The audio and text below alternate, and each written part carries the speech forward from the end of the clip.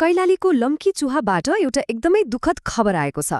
एउटा भयानक दुर्घटनाले सिङ्गो समुदाय नै स्तब्ध भएको छ।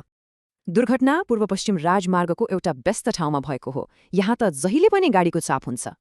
हो, घटना लम्कीचुहा नगरपालिकाको वडा नम्बर 7 मा भएको हो, जुन एउटा मुख्य बजार पनि हो। पूर्वबाट पश्चिम जाँदै गरेको हाइस र उल्टो दिशाबाट आएको मोटरसाइकल एक आपसमा ठोक्किएछन्। त्यहाँका मान्छेहरूका अनुसार हाइस एकदमै स्पिडमा थियो रे। त्यही नै दुर्घटनाको मुख्य कारण बन्यो। प्रहरीको अनुसन्धानबाट थाहा भएको छ कि दुर्घटना गराउने हाइसको नम्बर यो हो। एकदमै नराम्रो खबर। यो दुर्घटनामा 2 जनाले ज्यान गुमाउनु परेको छ। एकजना मृतक 33 वर्षीय गगन राणा मगर हुनुहुन्छ, जो यहीका बासिन्दा हुनुहुन्थ्यो। त्यस्तै अर्की मृतक 24 वर्षीय पुष्पा सुनार हुनुहुन्छ। दुवैलाई तुरुन्तै टिकापुर अस्पताल लगिएको थियो, तर डाक्टरहरूले बचाउन सक्नु भएन। यो घटनापछि स्थानीयहरू एकदमै रिसाए। उनीहरूले विरोधमा राजमार्ग नै बन्द गरिदिएका छन्। एकजना स्थानीयले भन्नुभयो, यहाँ गाडीहरू यति स्पिडमा कुदाउँछन् कि यस्तो दुर्घटना भइरहन्छ।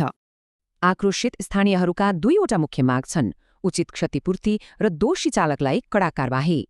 घटनाको खबर पाउने बित्तिकै इलाका प्रहरी कार्यालय लम्कीको टोली घटनास्थल पुगिसकेको छ। प्रहरीले कारबाही सुरु गरिसक्यो। गाडीको मालिकलाई समातिएको छ, तर चालक भने फरार छन्। यो घटनाले गर्दा अहिले पुरै गाउँ शोकमा छ। यहाँको अवस्था एकदमै तनावपूर्ण देखिन्छ। साँच्चै यो घटनाले हामीलाई फेरि एकपटक सम्झाएको छ सडकमा कति होशियार हुनुपर्छ भनेर। अब प्रश्न उठ्छ, सडक सुरक्षाको जिम्मा कसको हो? चालकको मात्रै कि सरकारको वा हामी सबैको?